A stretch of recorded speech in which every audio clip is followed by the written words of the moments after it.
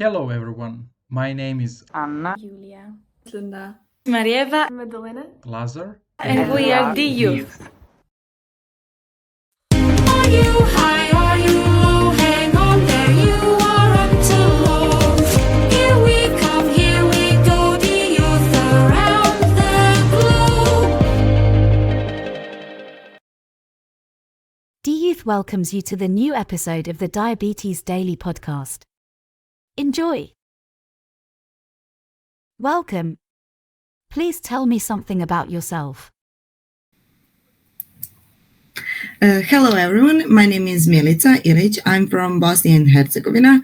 I'm 23 years old and I've been living with diabetes for 7 years. I've been diagnosed when I was 16 years old, still in high school. I'm a student. I study programming and I hope that I can my advocacy with diabetes connect with programming in some way in the future. How was your diagnosis?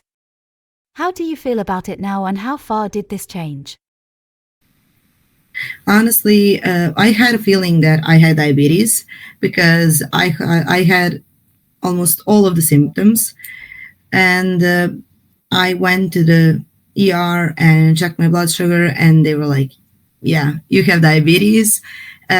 So I don't think that it was that hard for me because I think I accepted it a little bit, and I think it was harder for my parents, honestly. And while working with kids with diabetes, young adults with diabetes, with parents of diabetics, honestly, I think that parents had it harder. I think that I'm okay with it now. I know that it's not something easy to accept, and it could be hard. I mean, you need to change almost all your life, everything you learn about eating, about everything you need to change, and you need to take care of diabetes first before everything else. But that doesn't mean that diabetes has to define you. And I think that through diabetes advocacy, I made peace with my diabetes, and it's a lot easier when there's a big community of people living with diabetes all around the world that they have the same life as you regarding diabetes. What scared you the most at first with your diabetes? I think what scared me the most was how people are gonna accept me, with giving myself insulin in the public and everything.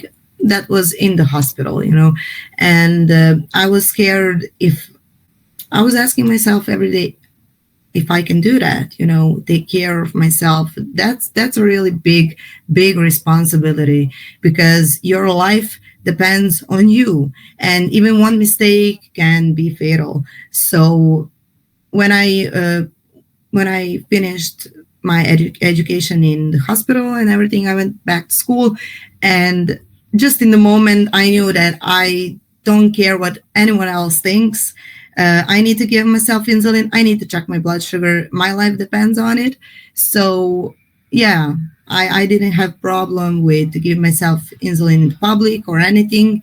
And and even when people were looking at me weirdly and saying, "Yeah, you shouldn't do that," I'm like, my life depends on it. I'm gonna do it. I mean, of course, I'm gonna ask first if there's someone around me that's scared of needles and blood, and just give them heads up because I know what fear is, and it can be really, really bad. So I just ask firsthand, if there's someone scared of needles and blood, and then I check my blood sugar, give myself insulin, and that's it. Do you have a moment or history of your diabetes that you would like to share? I think I have all three of those, honestly. I mean, what diabetic doesn't? But I was on a school trip in Spain. It was Italy, France, Spain, and I was like over 1,000 kilometers from home. And I had my insulin pens with me, but I brought extra and put it in the refrigerator of the bus that we were in. And we came to the hotel and I took my bags and everything. I had one pen of insulin, but I totally forgot about insulin pens in the refrigerator in the bus. And bus went to the other side of the city. And I was like shaking. I was like, oh my God, what if I lose this one? I mean, I could have that one through the entire trip and it wouldn't be a problem, but I was totally overthinking it and I was so scared, really, really scared. And there was panic, like professors, drivers, we were calling them, no, my insulin pens are there. And that was one of the funny ones. And I gave myself insulin in public in the middle of Venice. Like there were a lot of people there and they were all staring at me, but I just had to. And about like scary ones, I think that we have those the most, honestly. Because we fight for our life every day on a daily basis. And a lot of people have hypo anxiety. And I mean, I first have hypo anxiety and I really like, I would rather be high than to be normal and doing something and then my blood sugar drops. And honestly, I said that I wouldn't wish hypo, not even to my worst enemy, because the feeling is really, really, really bad. What was your personal power secret to keep on and fight? I think that when I joined the diabetes community on Instagram, that played a really, really big part for me to fighting with diabetes. I mean, of course, first family and everything, but I think that diabetes advocacy and diabetes community on Instagram made me fight even more because I connected with people and I saw other diabetes advocates doing a lot for people with diabetes in their countries. And I really wanted to do that here in Bosnia. And I'm really, really proud to say that we managed with our other diabetes association, we managed a lot for people with diabetes. Actually, starting August last year, insurance said that they can refund CGMs for kids who are 18 or younger.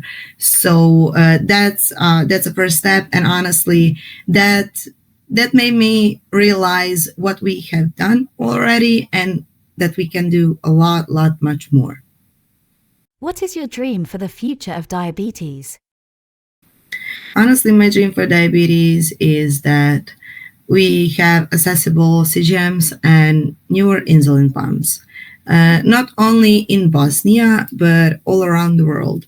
And not only CGMs and insulin pumps, but also insulin. Insulin is actually a human right. People need insulin to live. Diabetics need insulin to live.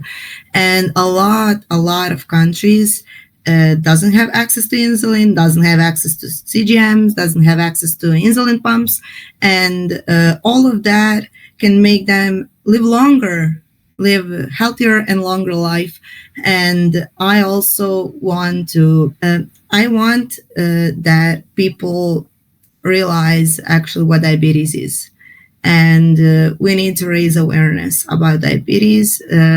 That's, I mean, it's a life or death situation in most of our days, and a lot of people are looking at us weirdly when we say that we have diabetes. And I think we really need to break the stigma about type 1 diabetes. Not actually just type 1, about all types of diabetes. What message would you like to leave? What is your conclusion? My message to all of you that are listening, I hope that we can raise a lot more awareness around diabetes, about insulins, about CGMs, about insulin pumps. And I want people to know, people with diabetes to know that they are not alone in this fight, that we are fighting all together, all around the world, and they can do it. They can do it. They can do anything they want. Diabetes is not something that can stop them in achieving their dreams. I think that people with diabetes are even more resilient in fighting some battles along the way of achieving their dreams. And I think that diabetes community is beautiful. And if you have a chance, connect with people around you that have diabetes, because it will be a lot easier that way. Are you high? Are you low? Hang on there, you aren't alone. Here we come, here we go, the youth around the globe. DYouth thanks you for receiving this episode of Diabetes Daily. We hope you like it. Thank you for your support. If you feel like sharing your own story, check out our show notes on how you can do so. Until next week, we wish you good blood sugar.